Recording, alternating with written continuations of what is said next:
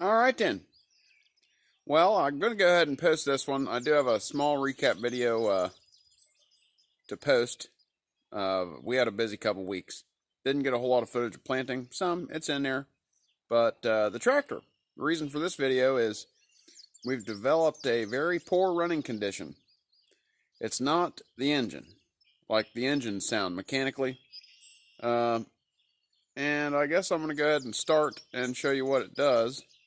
The reason I'm going to go ahead and post this video is because I had commented back to someone about the points. So we're going to review that. This is the same rotor button that I had, and I just cleaned the end of it up.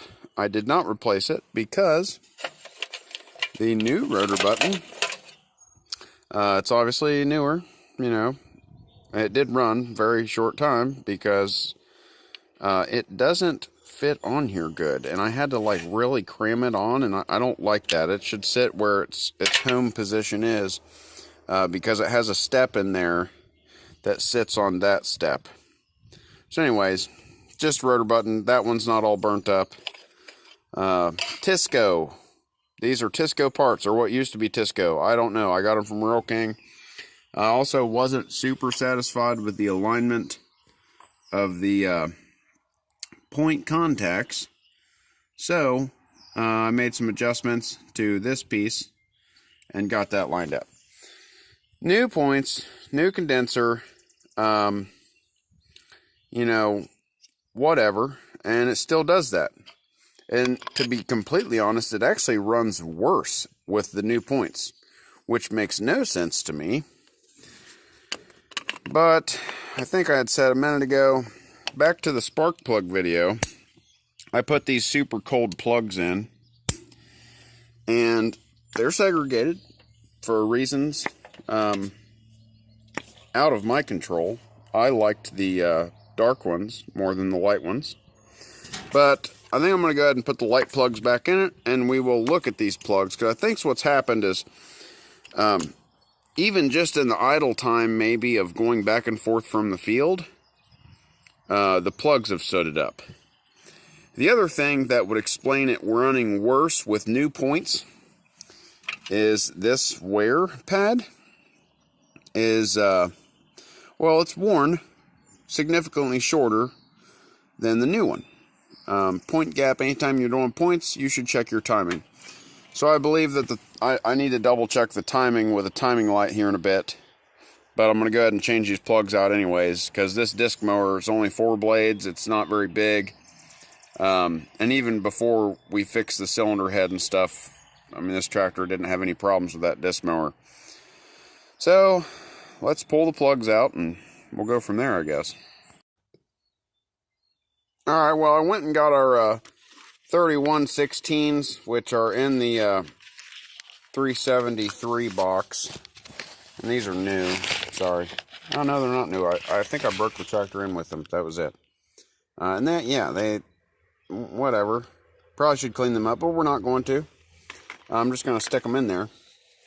And it could also be that I needed to run a hotter plug, being that it's brand new. And the reason why I say that is because this thing did use about a quart of oil for every tank full of gasoline. Well, maybe I should have loosened them more. Or I just needed a better handle. But, and maybe they're like carboned up. We're getting ready to look. Yeah. Yeah. If you see all that coked up in there, I bet you, because it was a brand new engine, the oil, you always have oil consumption in a new engine. And that is very much so burning oil spark plugs. So now we just have to make sure and hope and pray that they're all even. That dirty one that I just showed you, that was a new plug, like hadn't been ran long, that came out of this hole. We can go back to my video if you want and look at that. But I did. I had a suspicion that the plugs were just carboned up because, well, see, that one's not bad. It's still, though, it's pretty yucky. I think that it's just burnt. It's just burnt the oil being, new rings and stuff getting broke in. You're supposed to actually break them in, not take them out and pull their guts out. But, that's how we do it around here. We just, I think we were saying we're just going to send it long before Larry and Tyser ever did. Okay. Yeah. Looks like the dark ones that I thought I would like. And I think I explained that. I did. Go back to my spark plug video. The dark ones I told you looked like they would be a colder plug than these newer. These were manufactured 2014. These were manufactured 2016. At least that's what the box says. The porcelain's different. And if all of these are less coked up than the black ones, then we will just chuck these black ones away, or they have a warranty. So I'll just go trade them in for the updated ones. And maybe I shouldn't have complained so much in the other ones, because I was wanting the coldest plug possible. See, this is a silver one. I don't know. I wish my camera would focus. It's just oil soaked. I will tell you, I wasn't happy with the valve seal on this cylinder in particularly. I did not put the head together. I wanted to. I just wanted the machine work done. And, well, when you use a cheap machine shop, they don't really listen. They were trying to tell me different specifications than what I wanted. And that was even when I had them cut the flywheel. Yeah. Maybe we just got some dirty plug. Now that white tip and all these other ones are looking pretty good. Or consistent. That's a little concerning. I did not put liners in it. Now I have video of that. I don't think I posted any of it. But the cylinder that was the worst was number 1. I didn't put liners in it because I didn't have the proper tooling. This is dry sleeves. There's no O-rings. They don't go in coolant like a diesel. It is literally a dry liner in a cast iron block. And people say that you have to focus. People say, oh yeah, look at the big glob of poopy on there. Maybe. Yep, big glob of poopy. That'll do it, boys. And girls. Yeah, I bet you we put these other plugs in there and it'll be fine. And I will say, it used a quart of oil for every tank of gas. But the last couple tanks, like we were planting and culti-packing, it really didn't. I'd say the last 20 hours, it didn't use nearly the oil it did in the beginning. Oh well, I guess we've pretty much found our problem. We'll slap these other ones in and see what happens. I might still check the timing. I might not if it runs fine. Alright, we're going to keep the throttle all the way down. Not going to touch the choke. Make sure it's in. Give her lights, camera, action. It's got plenty of fuel. It's 93, and it's cold.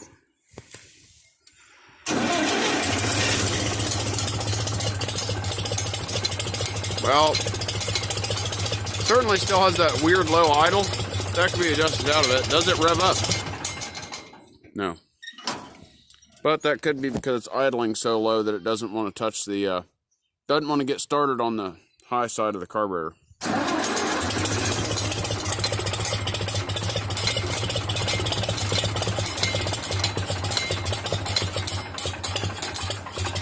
Now I pulled the choke out. Yeah, I pulled the choke out and she wanted to run. Choke her some more. Oops. Choke her too much.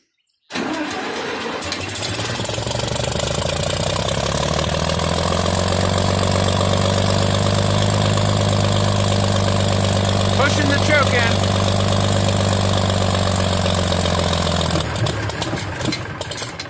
Well, see, did you see the smoke? That's the part that's weird. Why am I pushing the choke in? And then I'm getting less black smoke. Alright, so if you can still see me, yes, I'll have a flashlight in the rest of the video. I really think it's my timing. Do I have an answer for that, or a why, or how? No, because typically once you set timing, timing is set. It developed the low idle, I guess, around the time that it developed the hiccup or misfire. We were also getting a lot of heat out of the exhaust. Now, you retard the timing, your idle drops. You also are pushing the fire out the pipe instead of keeping it in the hole. And I did just check it. Before I cleaned the balancer off, it has a silver pin that tells you where TDC is. It looked like it was firing at idle well after TDC. Should it be right at TDC? No. Should it be before TDC? No. Top dead center. But it should not have been as far as it is. So I got the distributor loosened up.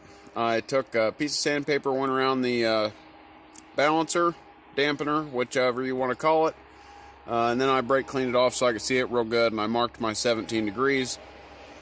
I guess we'll retime it and see what happens.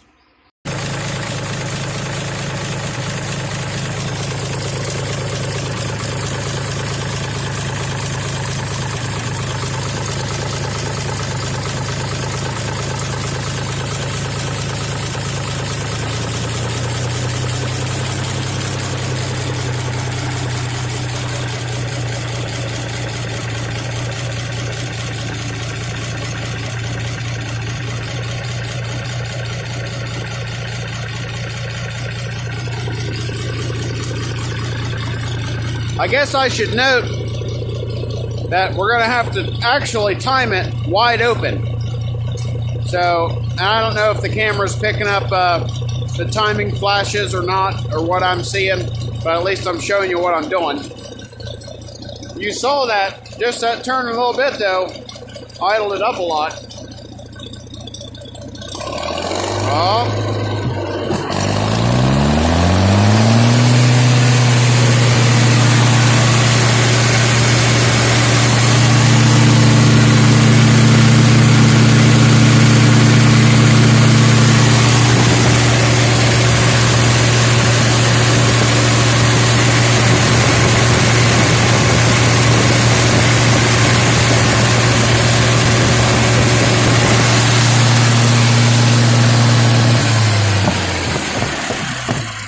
Now, idled her back down. Oh, no, she'll pick back up.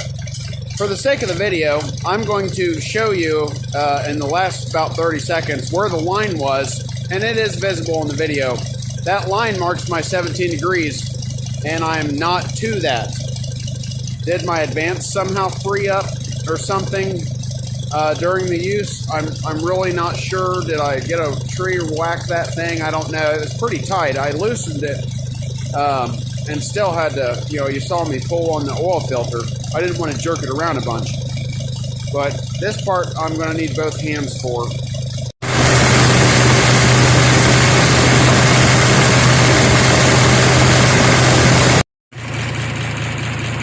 Alright, so I just set the timing with it wide open. You saw that again in the video. I will indicate the mark, see if we can see any difference. I don't know if you can see that little peg or not. That's TDC. Yeah, you probably can't see.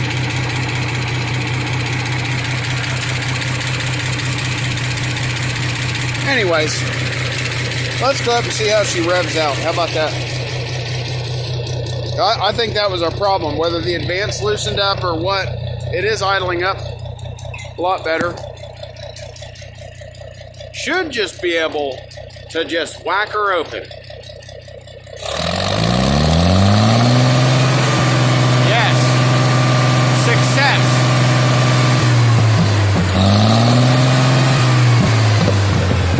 We like that. Idle still, she'll pick back up. Now see, that idle's fine. So this oil light, but we're not going to address that until, well, next year probably. Oil pressure's good. She's up to temp by now. But yesterday, it would not even rev up the disc mower back here. And I don't know, try her again.